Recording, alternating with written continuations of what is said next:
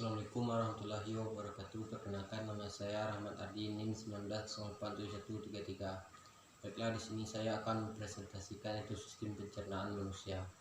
Itu pertama, itu sistem pencernaan.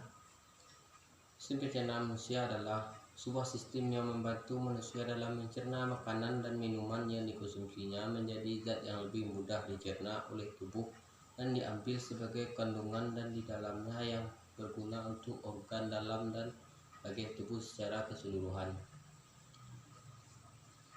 Yang kedua, itu sistem pencernaan meliputi yang pertama, bagian mulut. Bagian terdapat dari sistem pencernaan manusia adalah mulut. Bagian ini menjadi pintu bagian makanan dan minuman yang Anda konsumsi untuk masuk dan diteruskan kepada sistem pencernaan selanjutnya. Pada proses ini terjadi pencernaan mekanik di mulut. Pencernaan mekanik yang terjadi di mulut dan lambung. Proses yang terjadi dalam mulut melibatkan gigi untuk mengunyah, mekanik dalam mencerna makanan. Sementara itu di lambung terjadi pencernaan mekanik yang berupa gerakan seperti mengandung atau meremah makanan. Yang kedua, ada pencernaan kimiawi. Pencernaan kimiawi dilakukan oleh enzim. Enzim merupakan protein yang berfungsi sebagai bikutalis dalam tubuh. Enzim yang berperan dalam proses pencernaan secara kimiawi antara lain adalah amilase, protase, lipase, dan maltase. Yang kedua, itu kerongkongan. Kerongkongan adalah lorong yang akan dimasuki makanan yang selesai Anda kunyah di antara rongga mulut menuju lambung dan melalui proses pencernaan yang selanjutnya. Kerongkongan atau esofagus bahasa ilmiahnya, dalam melakukan tugasnya gerakan yang disebut gerakan peristaltik yang membantu mendorong makanan yang sudah dikunyah agar masuk ke dalam lambung secara perlahan-lahan. Yang ketiga itu lambung. Lambung atau dalam bahasa ilmiah disebut dengan retikulus, berbentuk seperti kantong yang menggelembung, letaknya pada bagian kiri dan rongga di perut. Lambung secara garis besar terdiri dari 3 bagian yang memiliki fungsi penting dalam sistem pencernaan. Salah satunya adalah menghasilkan asam klorida dan akan membasmi semua mikroorganisme dan ada yang pada makanan yang kita konsumsi.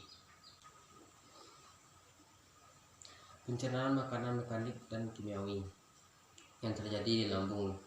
Pencernaan mekanik lambung yaitu proses pencernaan secara mekanik tidak hanya terjadi di mulut dengan bantuan gigi saja, tetapi juga terjadi di lambung. Lambung menghancurkan makanan secara mekanik dibantu oleh otot-otot dinding lambung. Pencernaan kimiawi di lambung. Lambung menghasilkan enzim yang membantu pencernaan secara kimiawi. Tugas enzim dalam lambung adalah untuk membantu memecah protein. Terdapat 2 jenis enzim yang diproduksi oleh lambung, yaitu pepsin dan mengubah protein menjadi pepton, dan linin mengubah kosinogen menjadi kasin. Yang keempat itu bagian usus halus. Secara umum usus terbagi menjadi 2 bagian, yaitu usus besar dan usus kecil atau usus halus. Terdiri dari ukuran, memang usus besar memiliki ukuran yang lebih besar, yaitu rata-rata memiliki diameter 7,5 cm, sedangkan diameter usus halus hanya sekitar 2,5 cm. Meskipun ukurannya lebih kecil, tapi usus kecil jauh lebih panjang dari usus besar. Proses terjadi kimiawi dan mekanik. Proses yang terjadi kimiawi dan yaitu pencernaan kimiawi. Seperti itu disebabkan oleh bahwa salah satu fungsi usus halus adalah sebagai tempat terjadinya pencernaan kimiawi. Yang kedua, itu menyerap nutrisi. Fungsi usus halus selanjutnya adalah menyerap nutrisi. Setelah diolah menjadi makanan yang bisa lebih dicerna, nutrisi yang ada dalam makanan akan diserap oleh lapisan tipis usus halus, kemudian didistribusikan ke seluruh tubuh melalui aliran darah dan sistem limfatik. Yang kelima itu usus besar. Usus besar adalah tempat sisa makanan kemudian berada dan nantinya akan dibusukkan menggunakan bakteri. Escherichia coli sehingga bisa menjadi kotoran yang kemudian dibuang melalui anus. Fungsi usus besar bagi manusia itu, usus besar berfungsi untuk melakukan penyerapan air dalam waktu 24 jam. Setelah mengonsumsi makanan yang tidak tercerna akan memasuki bagian usus besar.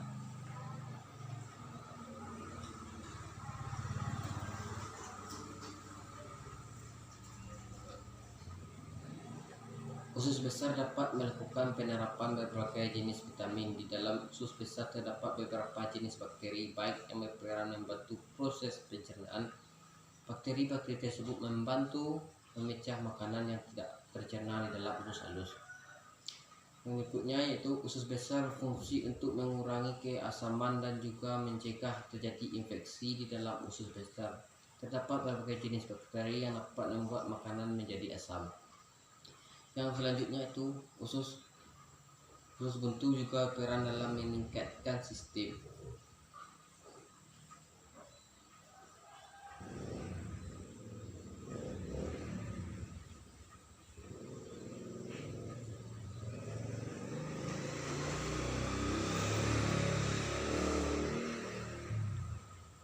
Selanjutnya, usus buntu juga berperan dalam meningkatkan sistem kekebalan tubuh. Usus buntu merupakan salah satu bagian dari usus besar. Bagian usus buntu pada awalnya dianggap tidak memiliki manfaat. Ternyata bagian tersebut justru bermanfaat, yaitu meningkatkan sistem kekebalan tubuh manusia. Yang keenam yaitu anus. Anus merupakan tempat untuk pembuangan fase atau sisa makanan yang tidak dibutuhkan oleh tubuh. Namun sebelum fase tersebut dibuang, maka makanan tampung terlebih dahulu pada bagian raktum. Otot sphincter yang menyusun raktum ada dua, yaitu otot polos dan juga otot lurik. Jadi proses buang air besar dilakukan dengan sadar, yaitu dengan adanya kontraksi otot dinding pada perut. Kemudian juga diikuti dengan mengendurnya otot sphincter anus dan kontraksi kolon sektum, dan begitu fase akan dapat terdorong keluar melalui anus. Bagian anus dan fungsinya. Yang pertama itu anak kanal. Anak kanal adalah suatu saluran dengan panjang sekitar 4 cm yang dikelilingi oleh sphincter anus. Bagian atasnya dilapisi oleh mukasa glandular rektal. Fungsi kanal ini adalah sebagai penghubung antara raktum dengan bagian tubuh luar. Raktum sebenarnya organ yang berada dengan anus. Raktum adalah ruangan dengan panjang sekitar 12-15 cm yang berada dalam kolom usus besar.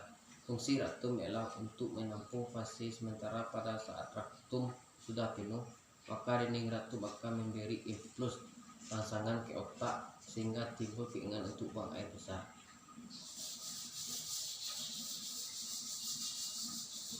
Setelah sekian yang bisa saya sampaikan,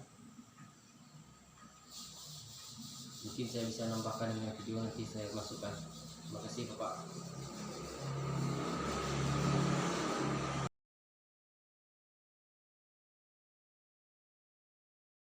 Sistem pencernaan.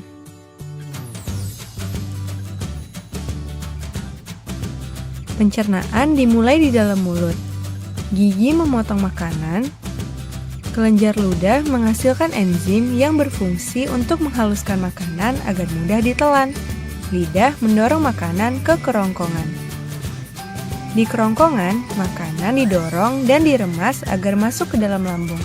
Proses ini terjadi selama 5-6 detik.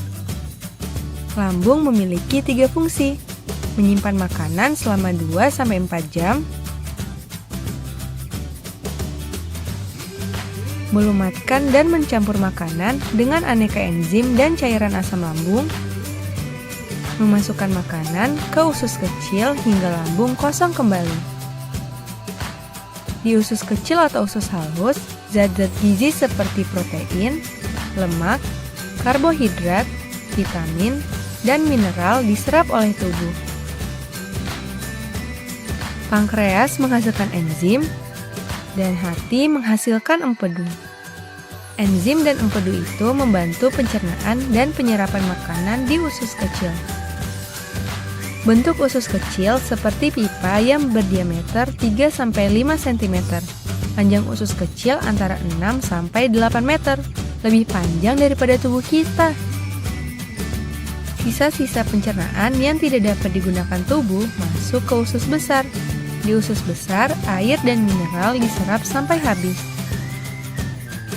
Sisa-sisa itu lalu masuk dan berakhir di anus. Teman-teman, jangan lupa kunjungi website untuk anak ya, bobo.id. Like, comment, share, dan subscribe juga ke channel Bobo yuk!